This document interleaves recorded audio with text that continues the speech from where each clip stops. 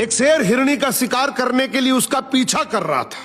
हिरनी भागते हुए दो हट्टे कट्टे बेलों के पास आई और बोली, प्लीज मुझे बचा लो, नहीं तो शेर मुझे खा जाएगा।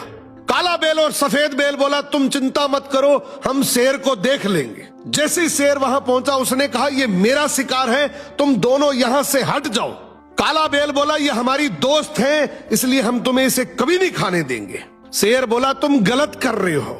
सफेद बेल बोला, तुम जो करना चाहते हो करो, लेकिन ये हिरनी अब हमारी सुरक्षा में है। शेर बेबस होकर वहां से चला गया और सोचने लगा, इन बेलों को अलग कैसे किया जाए। तभी शेर ने लोमड़ी को बुलाया और कहा, कैसे भी करके इन दोनों बेलों को आपस में लड़वा दो।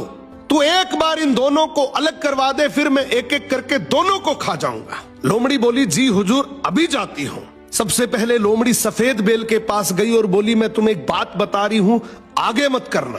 बोली, तुम बहुत सुंदर और समझदार हो, जबकि काला बेल तुमसे जलता है।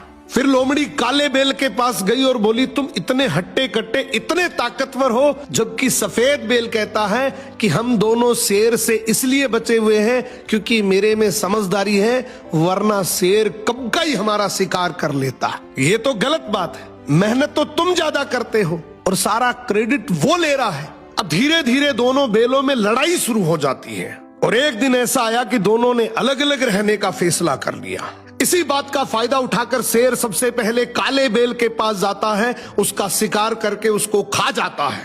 अब लोमड़ी कहती है, हुजूर, सफेद बेल भी जंगल में अकेला घूम रहा है। शेर तुरंत उसकी तरफ दौड़ता है और उसे भी अपना शिकार बना लेता है। इसीलिए कहते हैं, भाई भाई जब तक साथ हैं, कोई कुछ नहीं बिगाड़ सकता।